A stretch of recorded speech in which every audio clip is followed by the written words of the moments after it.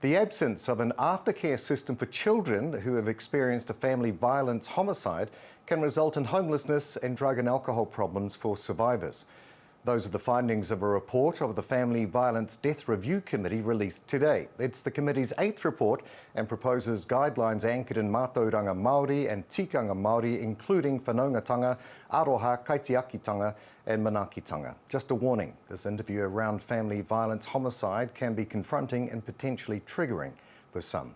AUT Associate Dean Professor Dr. Denise Wilson no Ngāti Tahinga from Te Pū Kotahitanga, the panel that advises Minister Marama Davidson on the progress of Te Aorere Kura, the government's 25-year strategy aimed at eliminating family violence and sexual violence, is with us now. Tēnā koe, Professor Wilson. Thank you for joining us. Tēnā koe. Now, if we consider intergenerational trauma from a homicide within whānau, help us to understand some of the ripple effects that may impact survivors. Oh, it has a huge ripple effect.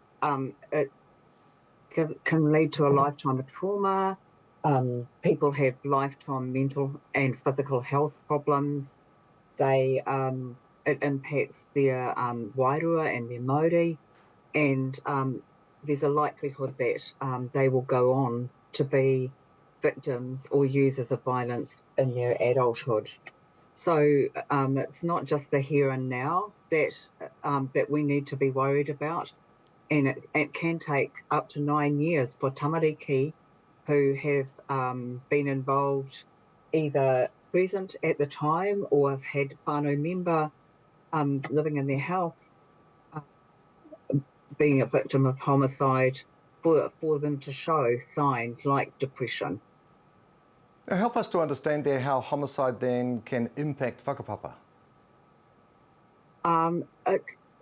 It's a really traumatic time for any whānau, but I think it's a time when there's a likelihood that whānau can get divided and disconnected as everybody goes through their own trauma. And I think tamariki and rangatahi are often overlooked in the picture, but that disconnection and that unresolved grief can have intergenerational effects as the trauma is transmitted across generations when it's unresolved. And when things like this occur, sometimes it's difficult we need to compartmentalise, and we can forget very often about those who are continuing to live on and try to get their lives back into order. How do we keep this at the forefront of people's minds? I think we need to be aware that this is an issue. This is an issue that was identified by the Family Violence Death Review Committee about a decade ago, so it's not something that we didn't know about.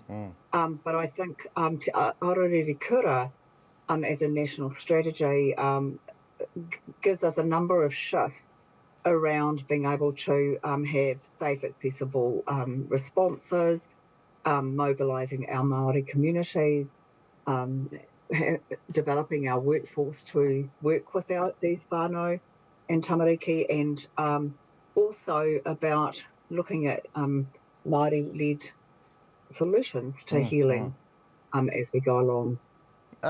Professor Wilson, this is the 8th report, so what kind of progress has been made over the last how many years?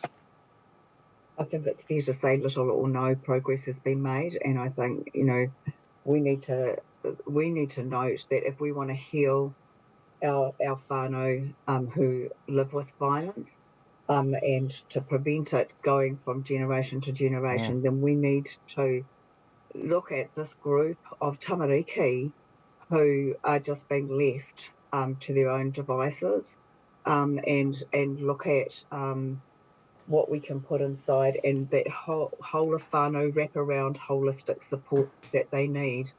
You know, 54% of the tamariki that we're talking about are Māori, so it is an issue. Yeah, and it's not good enough, is it? Why do you believe then that a response needs to come from a Māori-led or Māori-led organisations and ensure the response is tailored specifically for tamariki Māori and whānau? I think the Crown doesn't have all the answers, the Crown Agency, and they certainly have been working in silos, you know, and while Te Puna Awanui is trying to bring that together and get them to work across. Actually, it's our whānau and the communities that they live in where the solutions are held.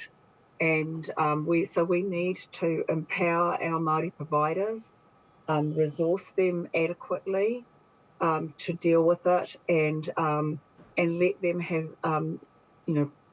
bring back the Māori ways, some of our traditional approaches to healing that are relational, that they look at the whole person, not just as an individual, but as, part of a whānau.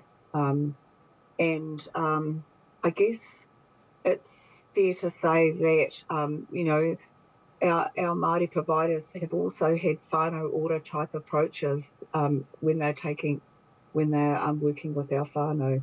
So, and they've been known to be quite successful.